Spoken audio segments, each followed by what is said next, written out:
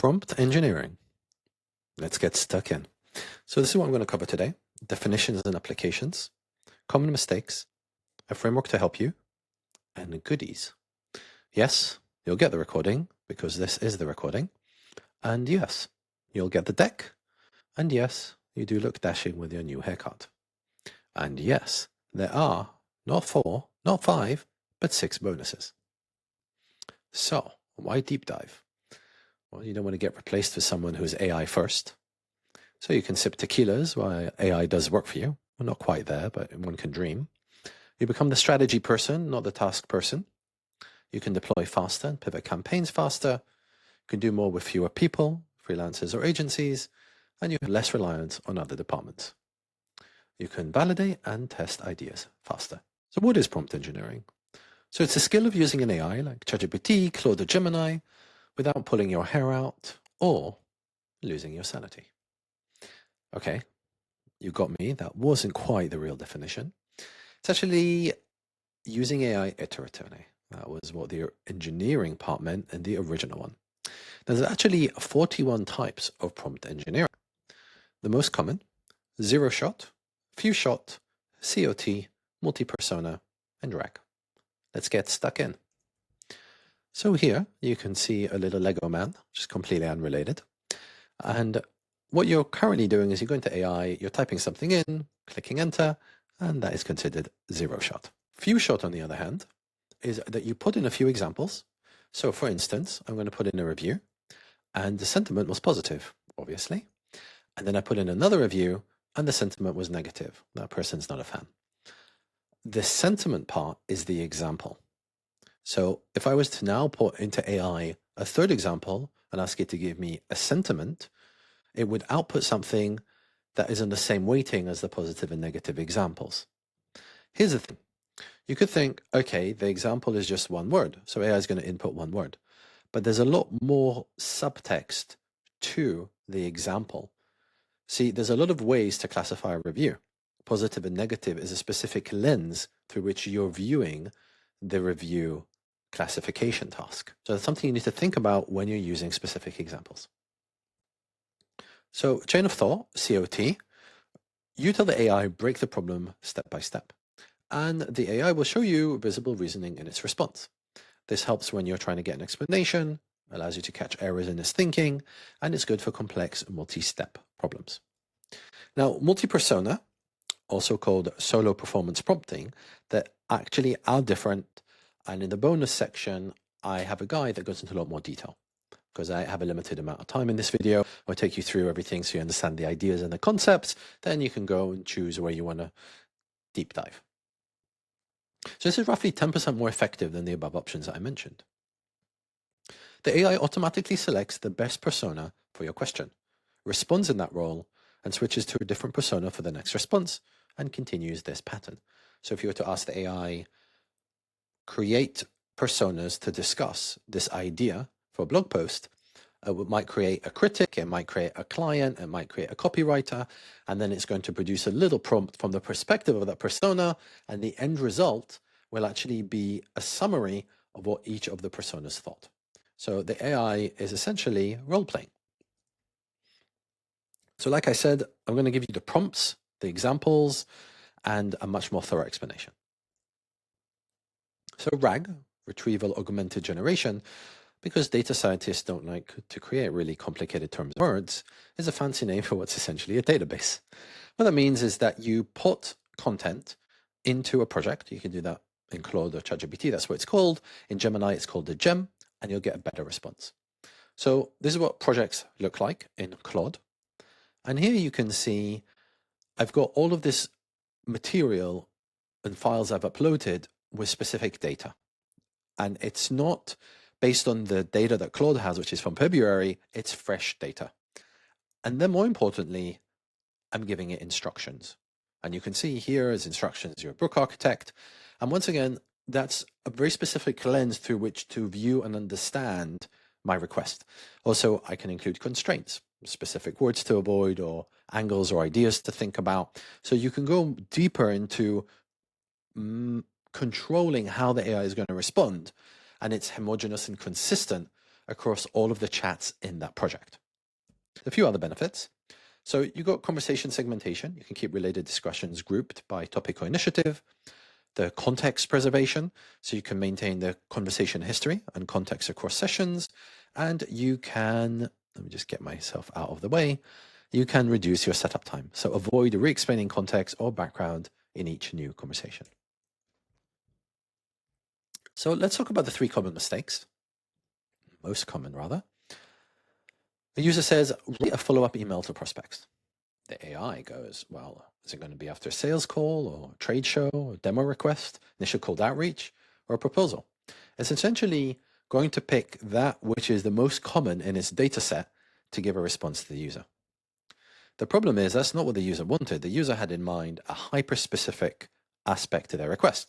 I wanted a follow-up email to prospects who downloaded their cybersecurity white paper 3 days ago, but haven't responded to the initial email. So who's to blame, the AI or the user? In this instance, it's fairly obvious. So what did the user not specify? Well, he didn't tell the AI what actions he wanted the prospects to take. He didn't say how long ago this happened. He didn't say what product or service is being sold. He didn't tell the AI what stage of the funnel they're in, even though we don't really believe in funnels, but it's helpful for this presentation. Context about their business, context about the prospect, and context about the prospect's business. You can ping me a comment if you're not sure what I meant about the funnel not existing. Sorry to burst any bubbles there. Right, so 2 solutions. I'm not going to get into that now, but I am going to send that in the bonus material. And what you'll see is that you can ask the AI to pretend to be your prospect writing assistant. Now, I don't recommend you copy paste that. You need to edit it. What you're going to do is you're going to copy paste it, edit it, and then that second link is going to be an example of that conversation. What does it look like when you're asking the AI to be your email marketing assistant because you're not sure what exactly you need to include in the prompt to get the result? So that's one solution. The second solution is just to ask the AI or large language model. AI is much broader than large language models, but large language models have become so popular, everyone's now just saying AI. In reality, there's like computer vision, there's about 7 or 8 different categories of AI, but I'm just using it as a catch-all phrase in this presentation. So before writing the follow-up email, please ask me questions to better understand the context, audience, and goals. I want to make sure the email is as relevant and effective as possible. So now I'm asking the AI to ask me questions, and then I'll get a much better output as a result.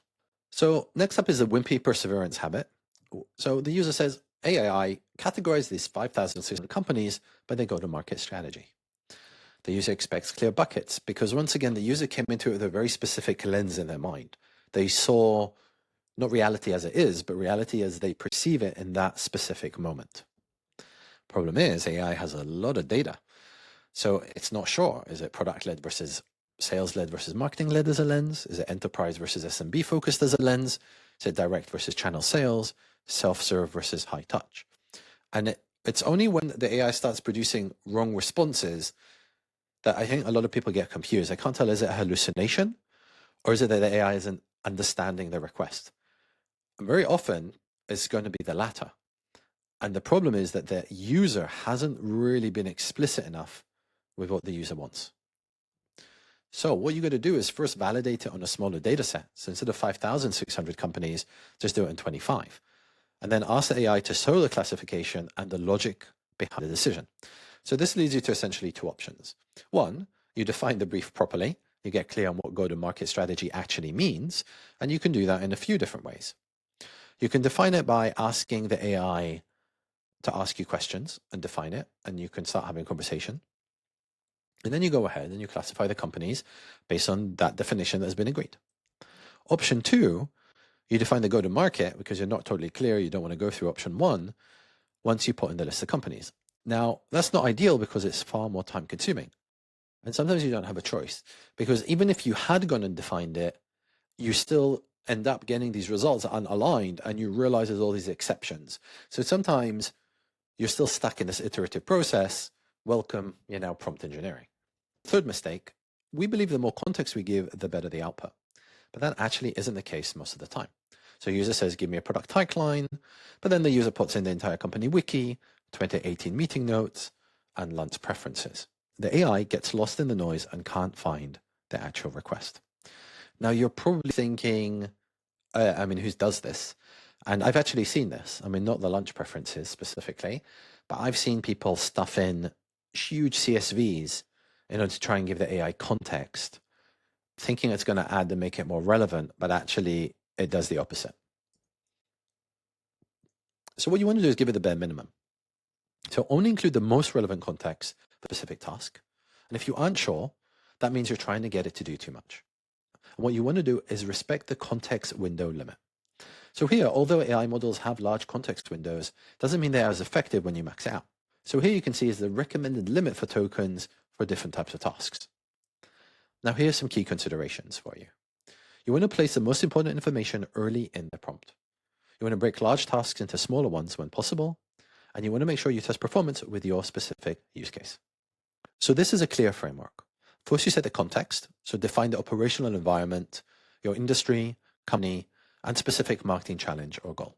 You then define the length.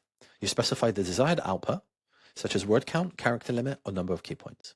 You then set in examples, so provide sample outputs to guide the AI towards a preferred style, tone, and format, as per the examples that we had provided before. Then you have audience. So you clearly define the target audience for the content, including their role, seniority, and specific pain points.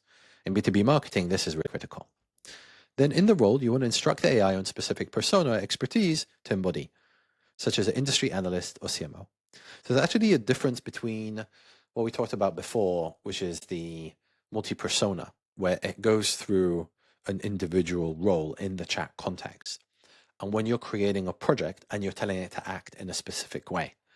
Now, I don't have enough time in the video to go through the differences, but if it is interesting to you, drop me a comment. And if I get enough comments, I'll produce a video and send it through on that specific question. Right, essential components of good marketing prompts.